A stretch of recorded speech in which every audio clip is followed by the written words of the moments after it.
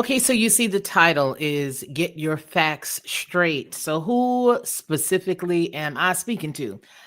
I have been looking throughout the day at different posts that have come up where people are really upset. One black lady challenged the other people who voted for Trump to say, this is what she said: I hope you keep the same energy because he took all of the money that Biden gave to the HBCUs and he did this and he did that. It was a whole bunch of stuff that she was talking about. But what you see on the screen right now is a story that was published a while back. This was, let's see, December 19th, 2019. And this is the type of stuff that really makes me confused. Welcome to the Lockhart Radio Podcast, and I am your host, Felicia Lockhart. If you're looking at this, you're probably trying to understand what exactly is going on. Let me tell you what's going on. There have been a lot of people running around lying. And I'm going to confront the lie tonight because it's necessary. It's not good that people just listen to certain people or listen to certain news feeds or, different articles or whatnot. They don't really do any homework. So that's what we're about to do right now. Let me go ahead and get into this article with these little happy feet over here dancing in this ad. This again is dated December 19th, 2019, and it was published at 3:46. It comes from the AP. President Donald Trump on Thursday signed a bipartisan bill that will permanently provide more than $250 million a year to the nation's historically Black colleges and universities, along with dozens of other institutions that serve large shares of minority students. In signing the bill, Trump said historically Black colleges or Black schools have never had better champions in the White House. When I took office, he says, I promised to fight for HBCUs, and my administration continues to deliver. A few months ago, funding for the HBCUs was in jeopardy, but the White House and Congress came together and reached a historic agreement. Michael Lomax, the president and CEO of the United Negro College Fund, thanked Trump and the thousands of advocates who lobbied Congress to support the bill. Quote, we enlisted more than 20,000 supporters to write and call their members of Congress to this activated an army of advocates, and they became the front line of support for HBCUs, and that's historically Black colleges and universities. And they won the battle for our institutions. Now, the bill, and this is the article, the bill restores $255 million in annual funding that lapsed September of that same year. So that was December of 2019, after Congress failed to renew it, facing an end to the funding.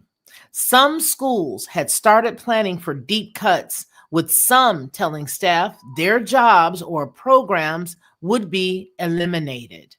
But lawmakers in the Senate recently reached, and again, remember the date and time of this. Let me make it bigger so that you guys can see this, because I need you to see it and I need you to share it, because you're going to find some idiot running around here telling you a bunch of lies. Again, y'all know doggone good and well I did not vote. You already know that I don't, but I don't like lies and I don't care who tells them. And I got a couple that I need to fact check for him. But nonetheless, we're dealing with this right now. So let's continue. All right, it says the bill restores $255 million in annual funding that lapsed September of that year after Congress failed to renew it. Facing an end to the funding, some schools had started planning for deep cuts, with some telling staff that their jobs or programs would be eliminated. But lawmakers in the Senate recently reached a bipartisan deal that saved the funding. Their compromise added an amendment that would simplify the free application for the federal aid, or FAFSA, the form that college students use to determine their eligibility for financial aid. The legislation will allow the Department of Education to gather certain information directly from the IRS, which will eliminate up to 22 of the 108 questions on the form. It's also meant to curb a verification process some families face to make sure they provide the same information to the IRS and the Education Department. Let me go right here to a quote from Senator Lomax. It says Christmas presents for college students and their families. This bipartisan provision stops families from having to give their same tax information to the federal government twice. First to the IRS and then again to the Department of Education. Okay, so yada, yada, yada, yada, yada. All of that. We'll go right here. It says here that first to the IRS, then to the Department of Education, Alexander said it should eliminate most of the so-called verification process, which is a bureaucratic nightmare that 5.5 million students go through annually. I want to go back down. I'm going to go a little bit more. Well, let's just go ahead. The FAFSA simplifications are estimated to save $2.8 billion over a decade, which would be used to provide $255 million a year to the minority institutions for the HBCUs. Now, the bill authorized $85 million a year for historically Black colleges and universities, along with $100 million a year for Hispanic serving institutions, $30 million for tribal schools, and $40 million for a variety of other minority serving institutions. The money is primarily meant to expand programs, get this, in science, technology, engineering, and math. Although there was a little debate about the funding's importance, it became, I think it's supposed to say, tangled in a dispute over higher education as sweeping federal laws that governs colleges and universities. As Congress tries to update the law for the first time in more than a decade, it has become a battleground over major education issues dividing both parties. Now, that is what Trump did. All of the people that, for whatever reason, are running around thinking that Biden did something. No, what did Biden do? The very first day he got in office, he X'd that. And I just got through doing some other stuff and I wasn't able to find it, but you can best believe that as soon as I find it, I will show you. Let me see if I can find it. I think that was one of his first ones. Let's see. It was one of the executive orders. Trump's all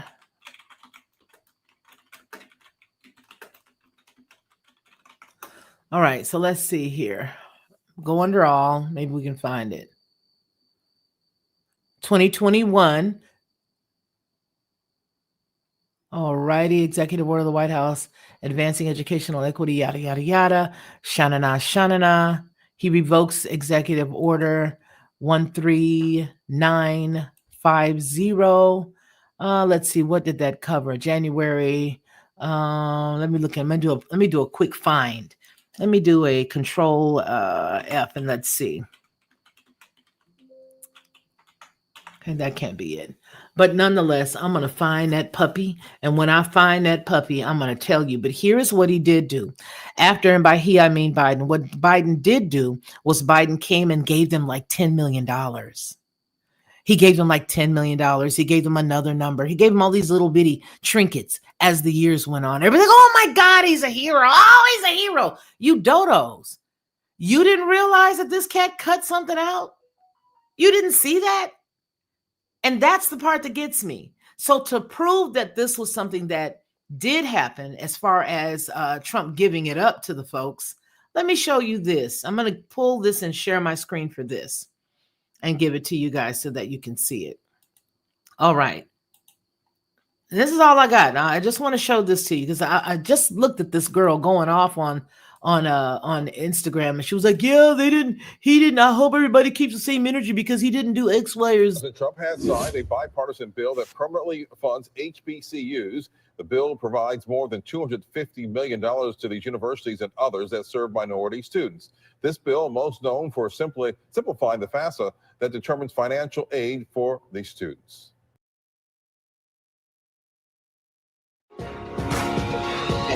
Cut this off. You've been took. You've been had. All right. So wait a minute. This is Meatball. Let me see what Meatball's got to say. Because Meatball, where is the increase in funding to HBCUs in Trump's budget? See, here's the thing. What did we just read? We just read where it said that cutting out some of the red tape in the FAFSA was going to equal $255 million. And so that is where he got the money. The article we just read said it. So let's just hear what Meat. Now I don't want to mess with Meatball because Meatball is on news now and he's on one and they bitter right now. He would be more than bitter. So I'm gonna leave this alone. But let me just say that it doesn't really matter to me what any of these people are saying. This guy literally cut everything out. And when he cut it all out, everybody and their mama didn't get it. And I think it was because when he first came in office that particular day, when he had that big old gigantic stack of stuff, he was marking out so much stuff so fast that nobody else could see it. They couldn't even pay attention to it because it was moving so blasted fast.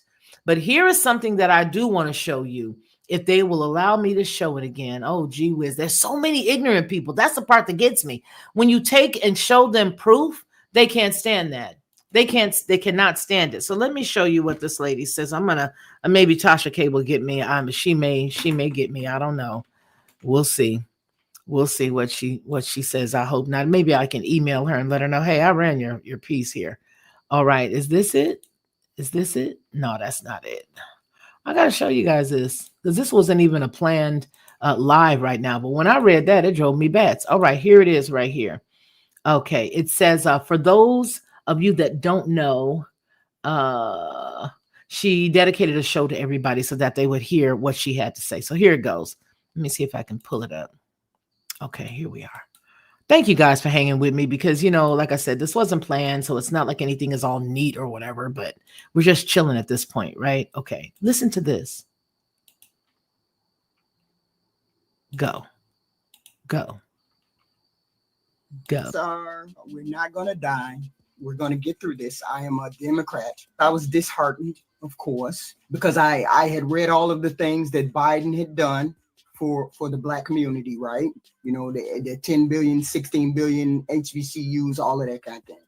You go to White House facts.black, and it will list all of the things that they had done. Anybody Black with universities. White House had done for Black people. So I was very disheartened when he won, of course, but I guess he had a populist message that people wanted to hear, right? And that it worked for them. People were wanted to hear about immigration. People wanted to hear about people in a cage and eating food. It was just so much. I was just so tired of this election. People are so tired of this election. But my whole thing is this. The gentleman said there weren't any Republican governors. It's about 27, 28 of them. So we're under the control of those Republican governors, right? That's our local thing. Those are the people that we voted for, and we're under their control. Number two, I want everyone who voted for Trump to have the same energy when he starts putting people in cages, dragging people out of their home, dragging people off their job because he wants to deportate people on day one. That's what he said. He wants to do that. So I want to see it. I want to start on day one. I want you to start that immigration, and I want you to start deporting all these people. Every person that you see, they got a foreign accent. You need to lock them up and figure out where they're from.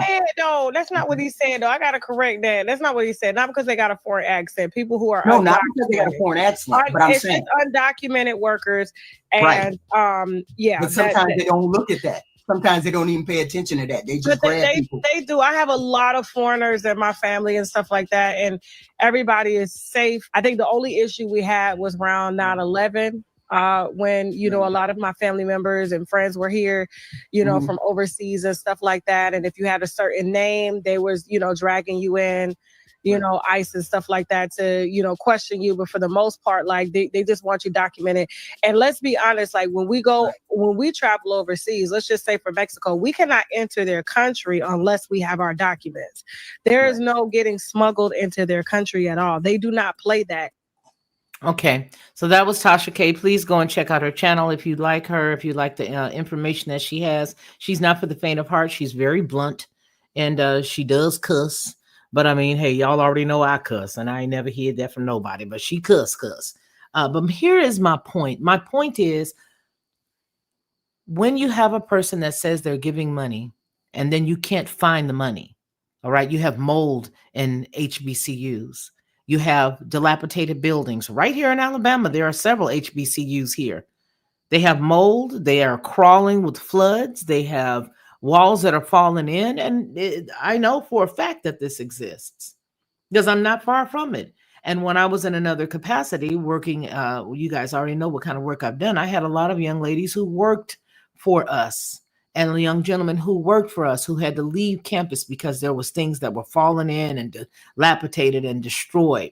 So all of those colleges are in the same exact state with the exception of a couple, especially when you consider Jackson State University. Jackson State University, when they had homeboy, the little football guy, out there now, the one that's in Colorado, he had to actually go and pay out of his own pocket to get their field fixed. There were several things that they needed to take care of, but they were not taken care of. My only point to bringing this up is they need to get their facts straight. Everybody that's touting all the lies and saying, well, I hope he does this because, he was putting people in cages. The pictures that you guys saw with the people in cages came from the Obama administration. The children that were in cages, that was not under Obama. That was not under Trump. Okay. But I do want to show you guys, and it won't be today because, again, this was not planned. What I do want to show you is the, what is it called? Because I was thrown by Rusty's comment. Thank you, Rusty. But what I do want to show you is some of the monies that were given over to Israel under President Trump before he left.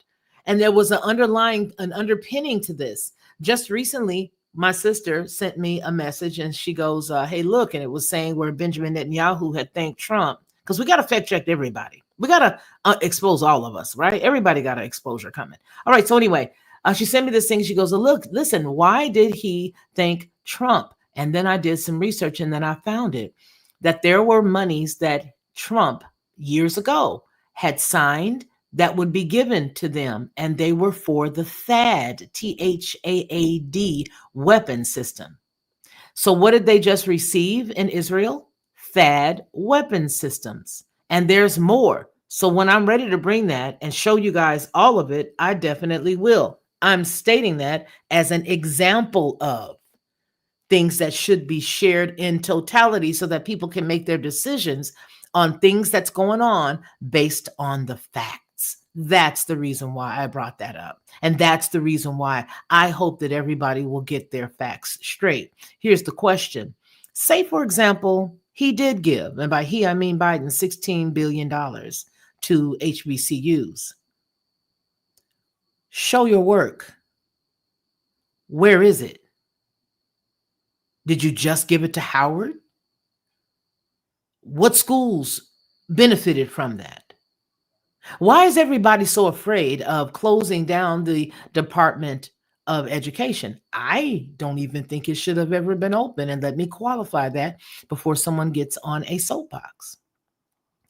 Because just like the insurance industry, when you decide to make something available to people, and I'll say this, public funding of education, now we're in the back in the early 70s or whatnot, what you had to pay to go to school for yourself, you had to pay it out of pocket. You went to school, you finished school, you paid it as you went, or you didn't get the next semester, right? You had to pay it as you went. And it was cool. But there weren't all these other companies popping up all around the place like popcorn or toadstools in a nice moist yard that were trying to lure people to come in to take basket weaving classes and other crap that they did not need. What happened was you opened the door for all types of universities and charlatans, like the ones that were defunct, like Corinthian colleges and several other colleges that just opened up all over the place. Oh, you want to do ear exams? Here, let me go ahead and start an ear exam class. We'll start this program over here. We'll slide it under medical, and you can take that, and you can't find a job nowhere. These companies prevented people from actually finding something that they did want to do. And if they were college type people, going ahead and pay it out of their pocket. So we shrunk all of the plumbers by trying to force people, go ahead and get your FAFSA. Go ahead and get your financial aid. Get your financial aid. So you got the college that goes to the federal government. that takes the money for said child or said adult or whomever it is going to school, then that college takes the money and keeps it, does what they need to do, because now they've been paid and satisfied. But now you got a whole bunch of graduates graduating with unbelievable amount of debt, when all you had to do was say, hey, check this. Not everybody's meant for college. And for those of you who are, go ahead on and pay for it yourself. It would have kept the prices low. Why? Because now we got some competition with these colleges out here. Okay. It's going to be, less money per credit hour. You're not going to have all these people running around here with these unbelievable amounts for one credit hour, because they know that these people are going to get the funding from the government. And then what happens when the funding per person runs out? Well, now you're really messed up, because somewhere along the line, somebody told the children, okay, go ahead and do this, and you can pay for your books, and you can get you a car, and you can buy you some clothes, and you can do this, and you can just wait for the rest of the money. No, sir, no, ma'am. When that money is cut, you need to go ahead on and take it all and put it to your books, put it all to your education. Because if you don't, you're going to run out of money. You're going to be sitting around half hair, sitting around with half hair, half of a education. So the competition that should be there for these universities is lacking, simply because they've got a cushion to fall back on. And they already know you're going to pay it and it's going to last a lifetime. That's my point. That's the point. Okay, that's the point. All right, let's see here. Felicia, do you have a post office box someplace to mail a gift? I do not go through other avenues. Thank you, Shalom. Oh, Sharon C., you sweet honey bunch. Thank you so very much for that. What I can do is definitely get you an address that you can send it to. And what I'm going to do is hold on here. What I'm going to do is I'm going to get the address and I'm going to post it inside the comments, so that way you can send it, and it'll be right here in Huntsville. Okay. Listen, y'all, I love you. And thank you guys for just being here with me, really impromptu for this, because like I said, it wasn't planned. I was just closing out the computer for this little training class that I'm taking so that I could, do this little work or whatever. But I was just closing that out. And then I saw that Tasha K thing with the woman talking about how, Trump was going to stick people inside of cages. This is the dementia. This is the crazy part that everybody is crying about. This is the stuff. They were motivated and moved by fear. Don't you know you can't do nothing if you're paralyzed by fear? And all they do is motivate people to change and do things by fear. You cannot live by fear, because if you're living in fear, you're living in doubt, you are opposite of faith. And it's impossible for you to please the Father if all you've got is fear and doubt in your heart. Let's reset everything in our minds and in our hearts and just change the pace. I guarantee you, the same way that everybody was in one mind to get this thing cleared up here just recently, they need to be in one mind. Here's something else that we need to be aware of. I got a message earlier today, and as I was looking at that message, I said, you know what? I was getting mad as I was trying to read the copy on my break. But as I was looking at this stuff, I was like, are you friggin' kidding me? This is what is going on. So now let me ask you something. Since everybody and their mama was out there doing their thing for voting, how many people do you think is left that would all be able to assemble in a place like Chicago? How many people would it be left to assemble in a place like Chicago that have already been voicing their opinions in their city councils, in their meetings, in the mayoral offices, complaining about different stuff? How many people do you think is going to be left that would actually want to complain that Trump won? Huh? Nobody has an answer? Let me show you something. I'm going to send it to myself so that I can pull it up for you guys before we leave. You guys get the good stuff.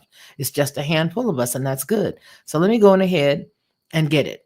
There's very few, and that's a good thing. So it's just us. So it's not any big thing. And I had to take that video down earlier, you guys, because it was causing an issue because we had that big 5-minute delay. So sorry about that. But I'm going to read this to you guys.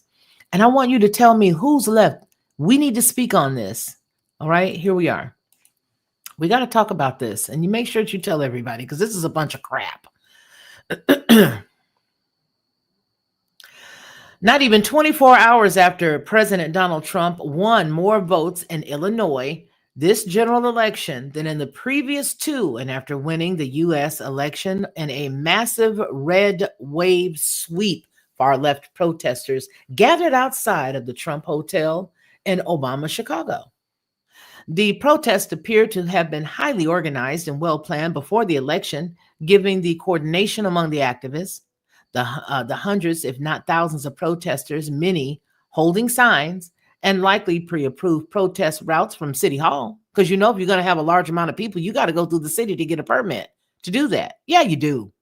Organizers shouted into megaphones, "Trump is a fascist and a racist," echoing hate speech spewed by the defunct Harris Waltz campaign in months leading up to the November 5th. Here's the mobilization effort by the far left radicals. This article says anti-Trump protesters have turned Chicago into JNU almost, it says. Okay. Let me see. Is there any music? I hope not. Look at that. Do you see that? Now, first of all, there were so many Black people going off in Chicago and in New York, going down there to their mayors and going off at the meeting saying, "What are you doing for us? Why do you got all these people here? Why do we have all of these homeless shelters where our people can't even get in them?" So don't you think it's a little strange that the same people that were warning the city councils and the mayoral candidates and the mayors in those areas, specifically Chicago, would now have the time to stand up and run around and do that not only a day or so before after voting? This stuff is planned, and we need to call it out. When you see something that is illegal, we need to call it out. When you see something like, no, they say see something, say something. Well, I'm calling it out. See something and say something. You know doggone good and well this is not real. And whomever it is that's paying for it needs to be held accountable. If you are funding this, if you are an NGO that is funding it, if you are an individual that is funding it, then you need to be thrown in jail. And I think it's time for us to just stomp our feet and say, we're tired of this stuff. You're not going to be tearing up no more cities going through here with your lies. You lose, and what do? You get in the middle of the playground, lay on your stomach, kick your feet and stamp your hands. You just smash your hands on the playground and kick your feet and cry.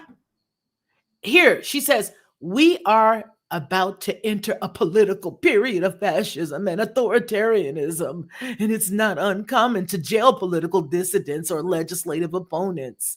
The audacity of the projection and hypocrisy is jaw-dropping, this person says. Listen to her. We are about to enter a political period that will have consequences for the rest of our lives. We cannot give up. We now find ourselves in a time in history that has precedent, and we find ourselves, I believe, in a time where there are, let's say, peers in history of mass movements of people that mobilize to protect one another in times of fascism. I can't listen to no more of that heifer. I'm sorry, I just can't. In other words, AOC appears to be giving marching orders to her followers, whom some Marxists regard as agents of change. These folks will be herded like cattle or useful idiots onto city streets by a mysterious web of nonprofits funded by dark money from leftist billionaires. The Democrats' playbook to potentially unleash another wave of social unrest through activism campaigns with command and control centers operated by nonprofits will likely not be tolerated under a Trump administration. And it's not just Trump. It's not just the Trump administration. It's the American people, a strong majority now, who won't tolerate far left activism that burns buildings and trashes businesses. This new path in history has already shifted the overturn window back toward the center. Plus, politics will focus on the law and order instead of a nation of killing progressive policies. Wait a minute. Law and order instead of a nation killing progressive policies that push for destruction. Thank you guys for weathering that with me. I appreciate you. But nonetheless, That's what I'm talking about. Put it out there. Talk about it. Don't be afraid. When you see this stuff, don't say, "Ooh, did you see what they did in such and such?" No, you already know that was made up. We all need to just get fed up, because whether you vote or not, you got to walk down the street. You got to go from the store to the car. Whether you're a Republican, a Democrat, or anybody else, you got to have some peace. You can't even walk to the car without something like this popping out. You can't get off work and go out to have a beverage without somebody throwing a trash can through the window. Yeah, it's time for us to talk about it. Yeah, I saw that. Cuba blacked out again. And there's no telling what's really going on there, Daryl. Thank you to all of my mods that are here. Thank you, thank you, thank you. I so appreciate you. Thank you. Oh, it looks like I only got one of my mod squad here, and that's Mr. Daryl Calhoun. Thank you, sir. Thank you very kindly. Yeah, so as far as I am concerned, I'm tired of it, and I'm done. I'm an American citizen. I'm not a person who hates my country. I'm not a person. I was born in this place. This is my country. Okay. All right. And all the people that came through here and have done what they've done are continuing to do it. This is not the first time that they brought in hordes of people to change the entire landscape of this nation. This is not. It's not the first time. It's not the first time at all. Nope. It's not the first time. They've done it. And I'm sure that they'll continue to do it if we allow it. I am so sure that they will continue to do it if we allow it. Okay. Miss Starfire, you are now a moderator. I thank you for being here and being so faithful to the channel and helping us and all of that good stuff. You are so kind and you are always here. And I do appreciate you that when you can get in, you're here. Thank you, thank you, thank you. I appreciate that. And Sharon C., you are also a moderator. And I thank you so much for being here. I thank you, thank you, thank you. So thank you guys. And all you got to do is just keep the chat clean and just make sure that people are not being rude and mean and evil and putting stuff in there that'll get the live stream struck or any of that stuff. Listen, folks, I appreciate each and every one of you. And I just want to say thank you for hanging out with us. Thank you. Okay. Just thank you. That's all I got to say. Continue to intercede for our teachers, especially the ones that are left that are not these cuckoos. All right. The teachers that are here that mean to see the children do well. We have a lot of good people in education right now. And thank you. And I don't know if it's okay for me to say what you do, but I was just thinking of you. Black Spring with Autumn, thank you so very much for your support for the channel. But we have a lot of teachers that love what they do, that actually love children, and their hearts are breaking every single day. Their hearts are breaking every single day when they go to the school and they see the things that they have got to do and all the other stuff that they're making them do or making them say or handling the children in a certain way. Please continue to intercede for the teachers. Let's change this thing. Let's turn stuff around.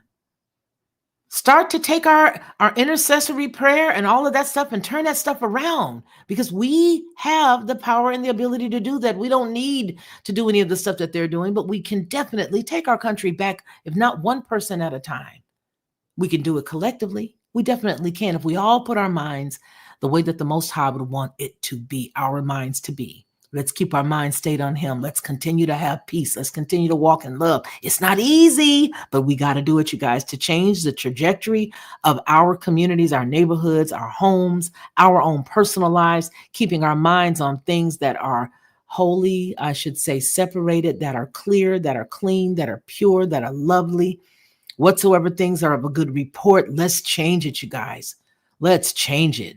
Okay, it's not one person in office that's going to make any difference. The difference has to be made from us, and calling out the BS and the hypocrisy that we just got to look at on this here screen, baby, that's a part of it.